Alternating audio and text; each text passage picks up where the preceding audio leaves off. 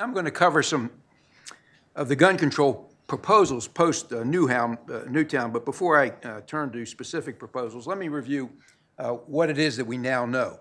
First, the Second Amendment secures an individual right to bear arms for self-defense. That was the holding of the Heller case. Second, that protection applies everywhere in the United States. As some of you may know, until the 14th Amendment was ratified in 1868, the Bill of Rights only applied to the federal government. You read the First Amendment, it says Congress shall make no law. It doesn't say anything about the states making laws that would have violated things like free speech and freedom of the press. Of course, we know over the first 70 or so years of our existence that the states can be just as tyrannical as the feds, slavery being the obvious case in point. And so we fought a civil war, and post-Civil War, we had a number of amendments, including the 14th Amendment. The 14th Amendment was used to incorporate, that's the term of art, that is to make apply the Bill of Rights to the states, so that if the states were to violate your Bill of Rights, your rights under the Bill of Rights, then the federal government could come in and stop that. This process didn't all happen in one fell swoop. It happened very gradually. So there'd be some litigation about the applicability of right of free speech to the states, and then religious freedom, and then freedom of the press. And interestingly, until 2010, until Alan Gura litigated the McDonald case in Chicago, the Supreme Court had never addressed whether or not the Bill of Rights, the Second Amendment of the Bill of Rights, applied to the states. So the first thing we know is that it protects a right to self-defense, to bear arms for self-defense. The second thing, as a result of the McDonald case, the right applies everywhere, not just to federal jurisdictions like District of Columbia, Guam, Samoa, and Puerto Rico. It applies even in Illinois. The third thing we know is that the right isn't absolute, and that is it's subject to, like other provisions of the Bill of Rights, it's subject to some reasonable restrictions. But fourth, the Supreme Court declared in both Heller and McDonald that the right to bear arms is considered to be a fundamental right. And what's that mean? It means that we enjoy a presumption of individual liberty.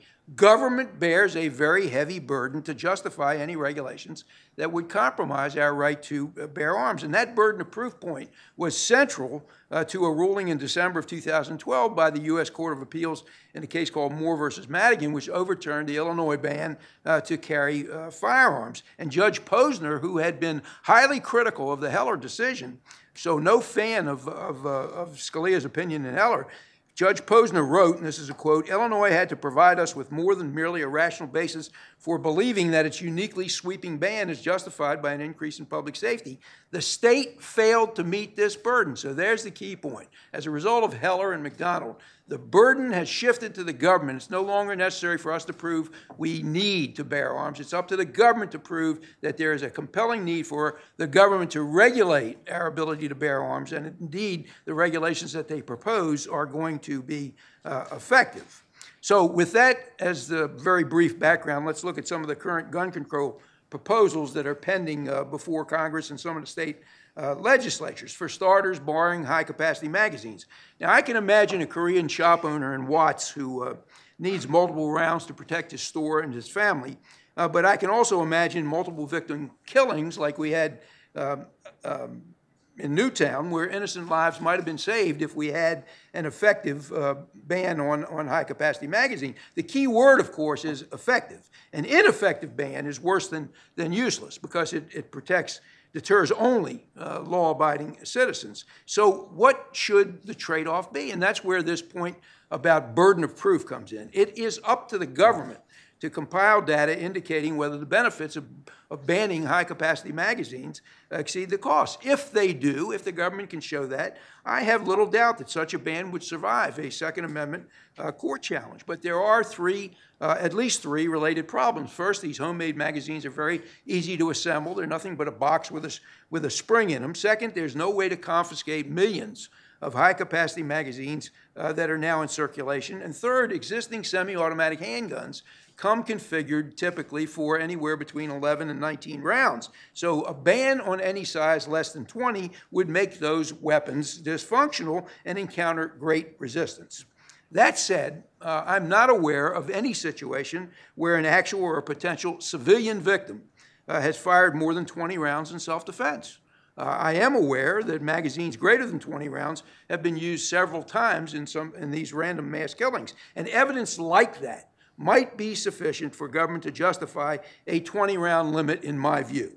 But the proposal in Congress, which now calls for a 10-round limit, and the New York law, which says 10-round limit, but you can only have 7 of those rounds actually loaded in the magazine, those laws should both be rejected.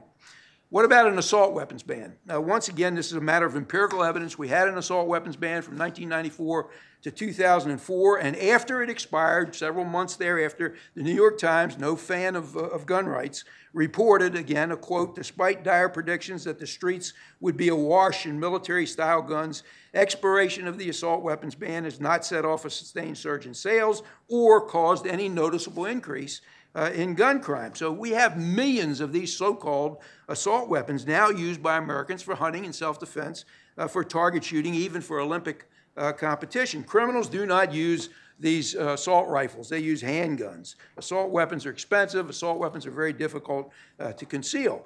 Even if we were to reinstitute the assault weapons ban that expired in 2004, we would have to deal with, and we would not be able to deal with, the huge number of these guns that are already owned in circulation.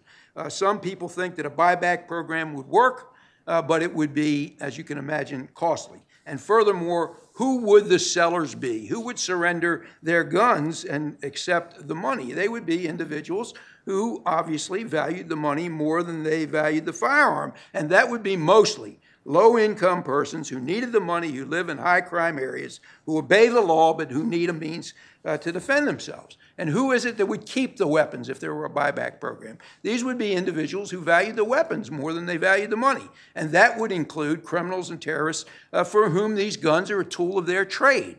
And, of course, mentally deranged people who aren't motivated by financial incentives.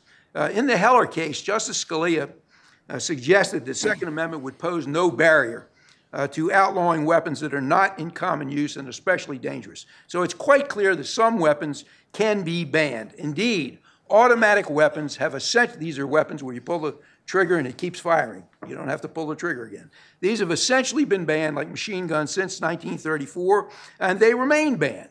So the task in structuring an assault weapons ban is to cover only those firearms that are not commonly used, that are not needed for self-defense, and that would improve public safety if indeed the weapons were banned. The 1994 assault weapons ban quite clearly went too far, but a better crafted, limited version might be justified if there are any guns that meet the criteria that I've outlined.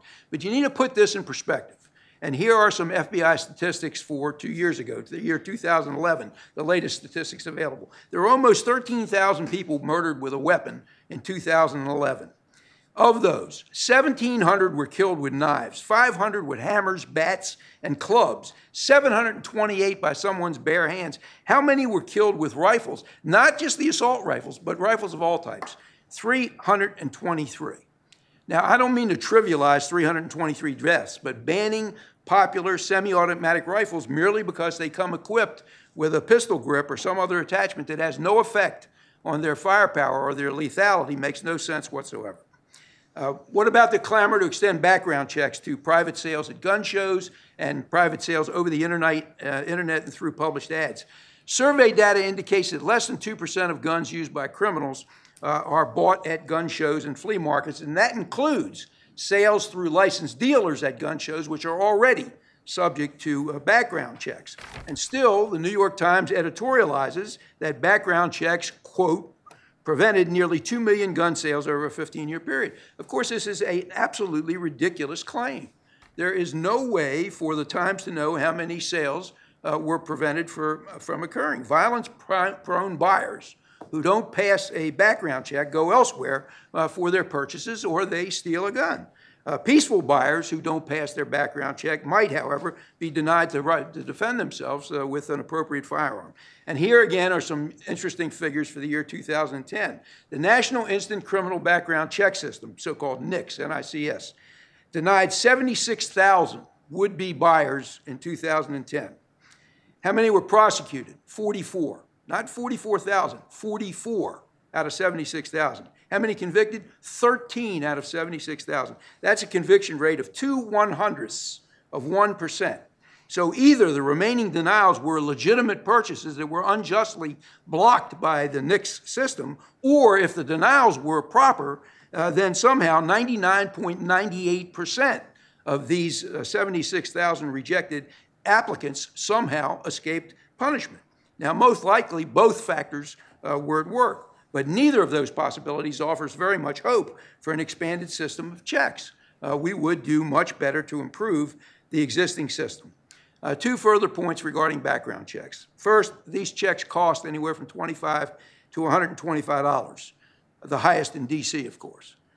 If they actually promoted public safety, then taxpayers should foot that bill, not law-abiding gun owners. Second, the claim that background checks takes us a few minutes is disingenuous. Some of these checks, a significant number of them, take up to 72 hours, and most gun shows, as you probably know, are two-day events. The real goal of the expanded checks, in some cases, was to drive gun shows out of business. That's been partly successful. Some say that's a good idea, but they know that if they were tried to implement a law banning gun shows, that would be deemed unconstitutional, so they try to do the same thing through the back door. You have to remember that the I in NICS, NICS, stands for instant.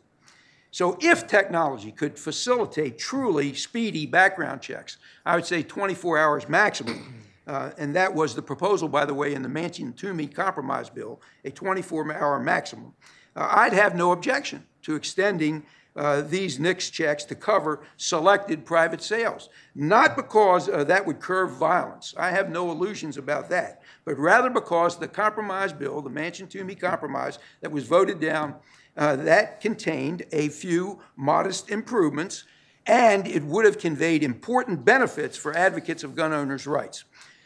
Now to what would be effective. The most effective option, which isn't being discussed by anyone, but would result in a huge reduction in gun violence, is to legalize drugs.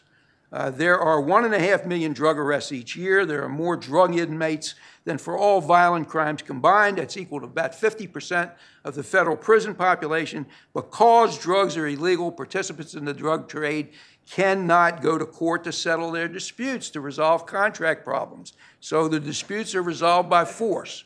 They're resolved on the streets with guns. Criminals and terrorists are earning about $40 billion a year in the drug trade, and the DEA has 10,000 agents, analysts, and support staff who could be involved in fighting real crime or terrorism.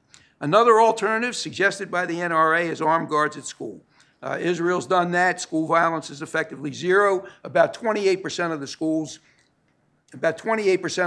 of our public schools already employ security officers who carry guns. So this isn't a new idea, and for the remaining schools, retired military and police personnel would be obvious recruits. The focus should be on entrance security, which means less manpower. We don't need an armed guard in every classroom.